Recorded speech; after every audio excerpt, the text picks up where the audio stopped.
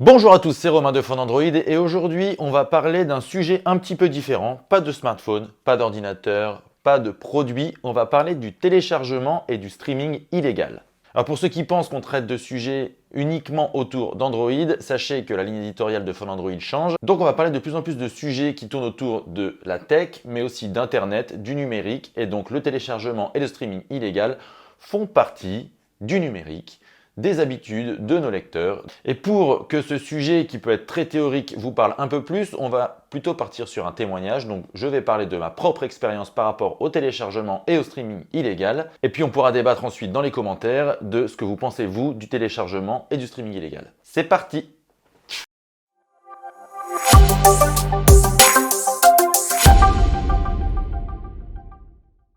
Alors selon les derniers chiffres, plus d'un Français sur 3 a recours au téléchargement ou au streaming illégal. Par téléchargement au streaming illégal, il y a en fait 3 méthodes de téléchargement. Il y a le téléchargement direct, l'utilisateur va passer directement depuis un serveur qui va lui envoyer le fichier, plus ou moins. Il y a le streaming illégal, on accède depuis son ordinateur au serveur et on regarde directement via le serveur le film ou la série. Et il y a le peer-to-peer où là, tous les utilisateurs qui ont le fichier sur leur ordinateur vont envoyer le fichier vers un autre utilisateur. Plus ou moins. On schématise beaucoup, mais c'est plus ou moins ça. Alors Adopi, qui est l'organisme gouvernemental qui permet de surveiller le téléchargement illégal et de lutter contre ces pratiques, lui, il ne peut détecter que ce qui se passe au niveau du peer-to-peer. Donc toutes les personnes qui passent par le téléchargement direct ou le streaming illégal ne sont pas prises en compte. Alors voilà pour la petite présentation rapide. Et on va parler maintenant de ma propre expérience par rapport au téléchargement ou au streaming illégal. Et je vais vous dire pourquoi j'ai arrêté, pourquoi avant je téléchargeais et plus maintenant. Il faut savoir d'abord que je suis de la génération des débuts d'Internet. Je n'étais pas un adulte actif à cette époque, mais j'étais un adolescent bien avancé et du coup j'utilisais beaucoup Internet. J'étais là au début avec les modems qui étaient au ralenti et qui faisaient des grésillements dans tous les sens. Et à l'époque, il y avait une autre approche du partage de contenu. Internet, c'était vraiment l'ouverture à la liberté, c'était le partage dans le monde entier. Ce n'était pas un système qui répondait à des règles, à un cadre. Et surtout, Internet n'était pas quelque chose de professionnel. Il n'y avait rien de professionnalisé à l'époque. Alors du coup, j'ai connu les logiciels comme Imul, LimeWire ou même Napster à l'époque qui nous permettaient de télécharger des fichiers. Mais attention, à l'époque, les fichiers, on les téléchargeait en une semaine. Pour avoir un film, il fallait vraiment être très patient. On est loin des débits d'aujourd'hui.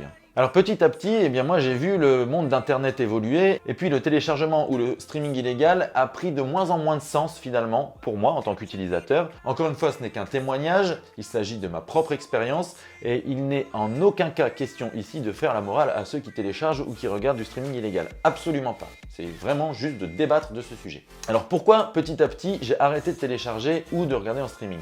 D'abord parce que le téléchargement, c'est quand même devenu de plus en plus difficile, il faut bien le dire. Ce n'est plus aussi simple qu'avant. Avant, il suffisait de trouver le fichier, on le balançait sur un logiciel qui permettait de télécharger et c'était réglé.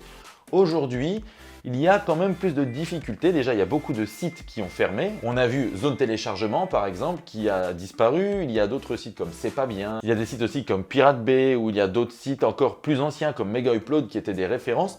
Petit à petit, ces sites ont disparu et du coup, le téléchargement est devenu, d'un point de vue pratique, beaucoup moins facile.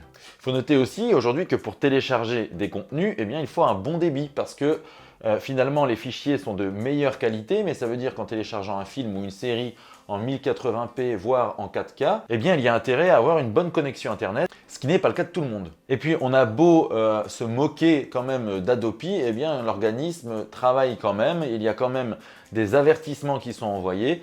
Personnellement, je peux le dire, j'en ai eu par le passé. Alors, c'est pas la grande panique, c'est un email, etc. Mais quand même, donc, même s'il s'agit que sur le peer-to-peer, quand on télécharge, on est quand même de moins en moins tranquille. Alors du coup, pour moi, télécharger, c'est devenu quelque chose qui prenait plus de temps qu'avant et c'était beaucoup moins pratique parce que finalement, ce qu'on veut quand on rentre chez soi le soir, c'est se poser dans son canapé et regarder le film ou la série qu'on souhaite. On n'a pas envie que le téléchargement soit trop long, on n'a pas envie de chercher pendant plusieurs minutes un site qui va nous permettre de télécharger un fichier plus rapidement, quand en plus on a la chance de tomber sur le bon fichier parce que, faut bien le dire, assez souvent, on veut télécharger un film de Clint Eastwood et on se retrouve avec un dessin animé de 1996, donc c'est pas forcément intéressant. Quand on tombe pas en plus sur un contenu un petit peu olé olé. Hein, on est d'accord. L'autre élément qui m'a un peu freiné sur le téléchargement illégal, c'est toutes les questions d'interface. Le téléchargement illégal, c'est quand même pas intuitif du tout. Il faut télécharger, il faut avoir des fichiers. Ensuite, il faut le lancer dans un lecteur qui puisse lire le format du fichier. Il faut créer des dossiers avec les films, avec les réalisateurs ou les acteurs, enfin bref, il faut tout faire soi-même. Et puis en plus, on ne peut pas y accéder sur tous ces appareils, on ne peut pas y accéder depuis n'importe quel endroit, à moins d'installer un serveur distant et d'avoir un logiciel comme Plex par exemple, un service comme Plex qui va permettre lui d'avoir une interface à la Netflix, quelque chose qui soit très intuitif et qui donne accès à des fichiers stockés sur un serveur.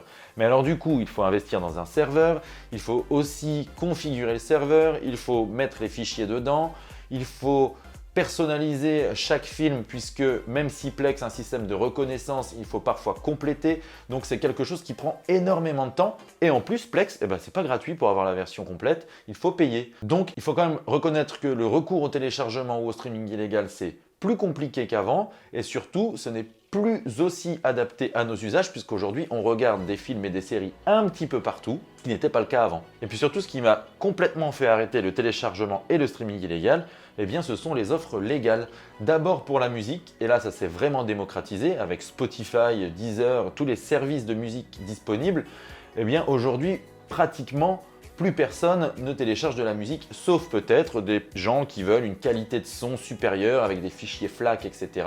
Où là, ils ont peut-être recours. Encore que les vrais passionnés de musique ont quand même une conscience morale par rapport aux artistes et préfèrent acheter en virtuel ou en vinyle ou en CD, les titres plutôt que les télécharger de manière illégale. Alors quoi qu'il en soit, aujourd'hui, l'offre de musique est complète. Donc c'est assez rare quand même d'avoir recours au téléchargement illégal, d'autant qu'avec Spotify, Deezer, etc., on a des services qui répondent à nos besoins, c'est-à-dire qu'on peut écouter sa musique partout, depuis une même interface intuitive et surtout pour un prix vraiment accessible. Spotify, c'est 10 €.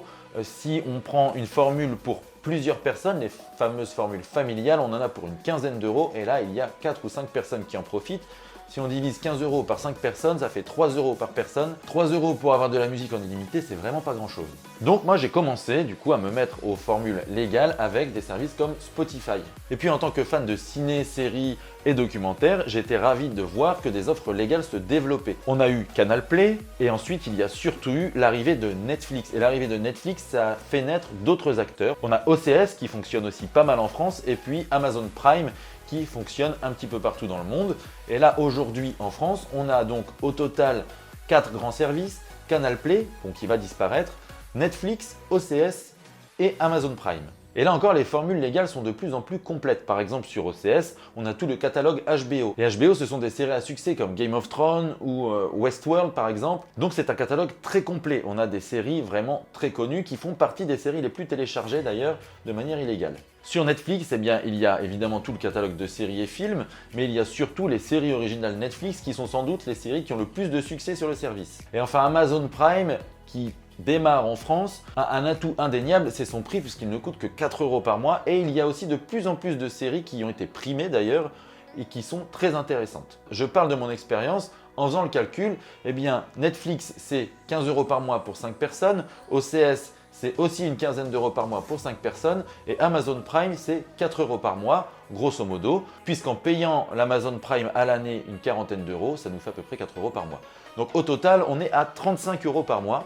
35 € par mois où on a Netflix, OCS, Amazon Prime et toutes les séries pratiquement possibles et imaginables à succès, un catalogue de films qui est monumental pour le prix plus ou moins d'un DVD ou d'un Blu-ray et demi. Donc on a quand même une offre qui est de plus en plus étoffée. En tout cas, pour ce qui est de mon cas, les offres proposées sont largement suffisantes. Donc pour 35 €, eh bien, je partage avec ma famille 3 services. Si je devais rapporter ça au nombre de personnes, en gros je paierais 3 € pour Netflix, 3 € pour OCS et à peine 1 € pour Amazon Prime. Donc on serait à même pas 10 € par mois pour avoir accès à un catalogue immense. Donc en soi, je me dis, pour 10 €, j'ai une offre légale, j'ai des interfaces qui sont très intuitives, j'ai des services qui sont accessibles sur tous mes appareils, partout et tout le temps. Et là, très franchement, le téléchargement illégal et le streaming illégal, pour moi, a perdu tout son sens. Alors du coup, pour commencer le débat, évidemment, je vais aborder quelques questions autour de ça. Et l'argument qui revient souvent quand je discute de téléchargement ou de streaming illégal avec certains de mes amis ou de ma famille, ce qui revient souvent, c'est « Bah oui, mais sur les services qui sont disponibles de manière légale, on n'a pas les derniers films. » Alors évidemment, oui, on n'a pas les derniers films, mais les derniers films, il y a des cinémas pour ça. Donc, il est toujours possible d'aller au cinéma. Si une place de cinéma est trop chère, et ça se comprend tout à fait, puisque les places de cinéma sont de plus en plus chères, il y a aussi des cartes d'abonnement au cinéma. Et aujourd'hui, par exemple, je prends l'exemple du Gaumont. Le Gaumont, par exemple, c'est une vingtaine d'euros par mois pour un accès illimité au cinéma. Donc pour les films récents, vraiment ceux qu'on ne veut pas louper, il y a la possibilité d'aller au cinéma. Si une place de cinéma est trop chère, on peut aussi patienter quelques mois, puisque une formule de vidéo à la demande sera proposée, et ça va coûter 4 ou 5 euros, peut-être le film. Donc c'est aussi possible d'avoir recours à ce système. Tout ça est légal. Parce que oui, c'est vrai que les derniers films ne débarquent sur les services de streaming comme Netflix, OCS ou Amazon Prime dans les 3 ans qui ont suivi la sortie en salle. Mais ça, c'est dû à la chronologie des médias. C'est une loi française qui existe aussi dans certains pays. Quelque part, c'est peut-être au gouvernement de faire quelque chose pour débloquer cette situation. Parce que c'est notre projet! L'un des autres arguments qui est mis en avant, c'est que certains films sont introuvables sur les formules légales. C'est vrai, il y a certains films qui sont introuvables. On ne les trouve ni sur les services légaux, ni en DVD, ni en VOD. Mais cet argument, s'il est valable, ne doit pas non plus servir d'excuse. C'est-à-dire que c'est très rare qu'il soit impossible de trouver un film ou une série sur les services légaux en DVD. Il faut le dire quand même. Et puis certaines des personnes qui mettent cet argument en avant font quand même preuve de mauvaise foi, puisque les chiffres le démontrent, les films et séries les plus téléchargés chaque année sont tous disponibles sur les services légaux. On a Game of Thrones, The Walking Dead, Breaking Bad, c'est toujours le même classement. On retrouve toujours les mêmes films et séries et ce sont toujours des programmes qui sont disponibles sur les services légaux. Donc oui, il y a certains programmes qui ne sont pas disponibles au téléchargement. Ceux qui sont principalement téléchargés sont des films ou des séries qui sont disponibles légalement.